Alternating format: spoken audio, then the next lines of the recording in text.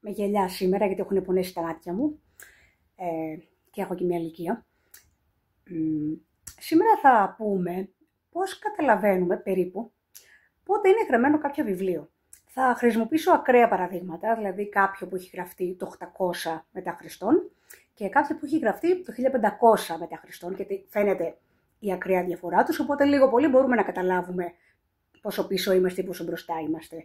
Θα χρησιμοποιήσω πάλι τα αγαπημένα μου λατινικά βιβλία, γιατί για κάποιο λόγο με αυτά ασχολούμαι. Και σήμερα ασχολούμαι πολύ με την παλαιογραφία, έτσι θέλω να σκέφτομαι την παλαιογραφία. Λοιπόν, θα μιλήσουμε για ένα πάρα πολύ διάσημο κώδικα, ίσως ο διασημότερος κώδικας στην ιστορία της Δύσης. Κώδικας είπαμε ότι είναι τα εικονογραφημένα χειρόγραφα βιβλία. Λοιπόν, ο πιο διάσημος εικονογραφημένος χειρόγραφας κώδικας στην ιστορία της Δύσης είναι το βιβλίο του Kells, Book of Kells. Είναι ένα βιβλίο, γυρίζω να το δείξω, είναι ένα βιβλίο το οποίο γράφηκε περίπου το 800 μετά Χριστόν πάνω Ιρλανδία, και έχει, αυτό ονομάζεται σελίδα χαλί, δηλαδή είναι μια σελίδα που εικονογραφεί για να ακολουθήσει το κείμενο. Είναι ένας κώδικας ο οποίος έχει, εκτός από τα χριστιανικά θέματα του, είναι Ευαγγέλια, έχει ξεκάθαρα την κέλτικη επιρροή της εποχής.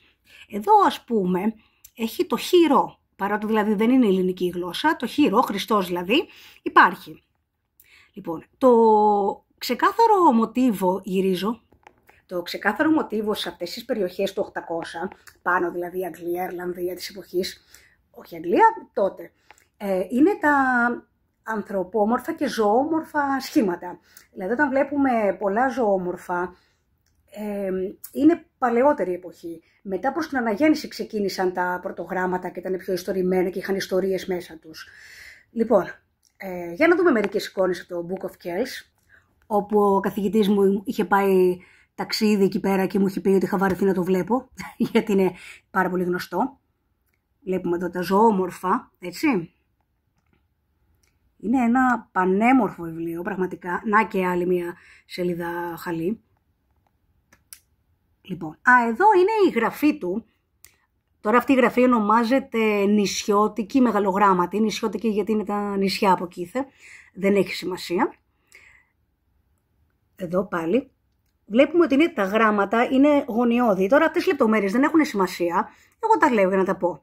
Λοιπόν, πάμε τώρα να δούμε τι διαφορά έχει, τι τρομακτική διαφορά έχουν τα χειρόγραφα βιβλία της Δύσης 800 χρόνια μετά.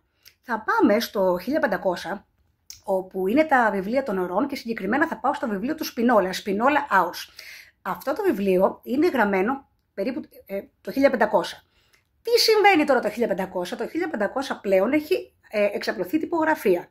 Άρα το βιβλίο το τυπωμένο κυριαρχεί. Γιατί είναι πιο φθηνό. Οπότε τα χειρόγραφα βιβλία έπρεπε να αντιμετωπίσουν την τυπογραφία. Και πώς θα γίνει αυτό?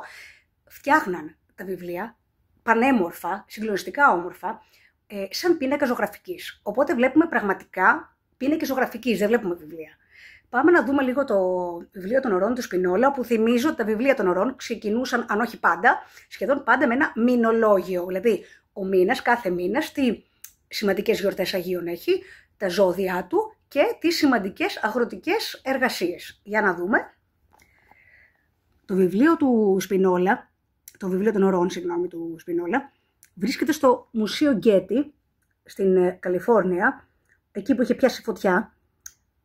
Βλέπουμε λοιπόν εδώ πέρα πως η μπορντούρα, δηλαδή το γύρω-γύρω είναι πραγματικά σαν κορνίζα, έτσι. Και βλέπουμε και τις αγροτικές εργασίες κάτω-κάτω, πόσο με λεπτομέρεια τις δείχνει. Για να κάνουμε zoom σε ένα, όπου το Μουσείο Γκέτι έχει, έχει συγκλονιστικές αναλύσεις. Μιλάμε για λεφτά, όχι αστεία. Έτσι, βλέπουμε εδώ. Για να δούμε τώρα και κάποιες άλλες ωραιότατες μπορντούρες που μου αρέσουν εμένα. Βλέπουμε εδώ τα λέλουδα. Προσπαθώ να τον εστιάσω. Βλέπουμε εδώ τα υπέροχα λουλούδια, τα οποία πραγματικά είναι τελείως νατουραλιστικά, είναι σαν αληθινά.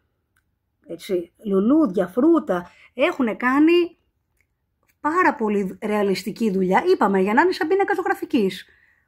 Να δούμε κι άλλα. Δες εδώ. Βλέπουμε εδώ τη γραμμική προοπτική. Άμα το φορτώσει κι θα το δούμε. Βλέπουμε εδώ πραγματικά λεπτομέρεια πάνω στο κτίριο, τα ρούχα, εδώ, τους τοίχους, γραμμική προοπτική. Δηλαδή πραγματικά βλέπουμε την αντίθεση με τα ζωόμορφα 800 χρόνια πριν και τα βιβλία του 1500 που πλέον είναι πίνακες ζωγραφικής καθαροί για να αντιμετωπίσουν το έντυπο βιβλίο. Επαναλαμβάνω, αυτά είναι ακραία παραδείγματα, έτσι. Υπάρχουν πάρα πολλά σημάδια που οι παλαιογράφοι βλέπουμε και να ξεχωρίσουμε σύμφωνα με την εικονογράφηση, την ιστορία γραφής. Εγώ έβαλα 2 ακραία παραδείγματα για να παίρνουμε μια ιδέα. Καλή Τρίτη.